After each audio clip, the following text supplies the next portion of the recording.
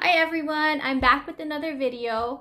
Okay, so for this video, since this is January 1st, I know I haven't made a video in a very long time. I'm gonna try to keep up with it this year. But anyway, since today's January 1st, I wanted to talk about my sales in 2019 for Poshmark. So I sold a few things at the beginning of I first started Poshmark last year, like at the beginning of the year, but I wasn't doing like reselling like full time. I was just selling random stuff in my closet. Um, like at the beginning of the year. But then, so I sold a few things, maybe like 5 items or something like that. But I started to really take it serious in June, so July. Um, and so from pretty much like the ending of June to December is when all of my sales is mostly, that's where most of my sales are from. So last year I made a total of like $25,000 on Poshmark. That was gross. So what I netted and what I took home after Poshmark fees, I took home about 20,000, a little over $20,000. So it wasn't so bad because that's, in my mind, I'm thinking since I started in like the end of June, July, so that's more like a 6 month period of time. That's when I really took it more serious. I felt like I could have done better, of course, if I added more inventory or, yeah, basically if I added more inventory, but I kind of slowed down maybe like September-ish, October-ish, because we got really busy with other stuff.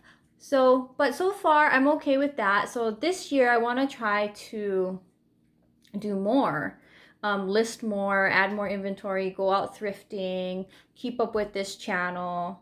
I also want to do highlight like the I guess the best sales I had last year. The Soho metallic bag right here. So I sold it for $13.95. I bought it for $400. So after Poshmark fees, I believe, I don't know, I netted like $1,100 from that. So that was a very good profit. And another bag that I made a really good profit on, or probably my second highest profit that I made, was from the Louis Vuitton Montessori backpack. This one I sold for $1,100, and I bought this one for $400 as well. For this one though, I actually, I just listed it and I had a really good offer, like $1,400, but I got greedy.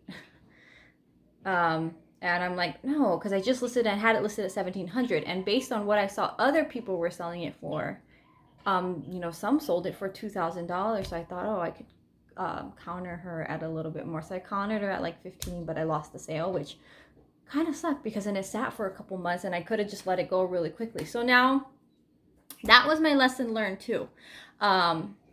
Which I'll do like a whole tip video from Poshmark as well, but usually from what I've learned from reselling this past 6 months, generally your first offer is usually your best offer. Occasionally it's not, and you may get a better offer down the line, but usually when you first list your item and you get an offer, you want to try your best to keep that buyer.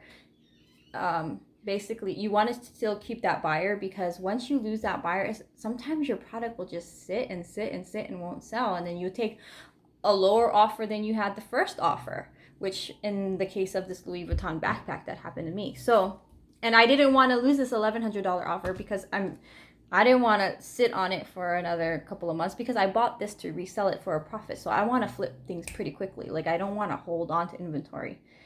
So yeah, that was my lesson learned from that. So now I'm very cautious of when I get an offer. I try very hard to keep that buyer in my first offer. Of course, if it's like a way off price, I mean, I'm not going to take it. But if I'm happy with the profit I'll make with that offer, sometimes I just take it, and sometimes that even snowballs like that day. Anyway, I'm talking. But I'll share those tips with you guys on another video from what I've learned for the past 6 months, from you know, I spent so much time on the app trying to figure out what works, what doesn't work for me. So I'll share what tips with you guys, what has worked for me. And what else was a really good item that sold? So those 2 bags were the most that stick out in my mind.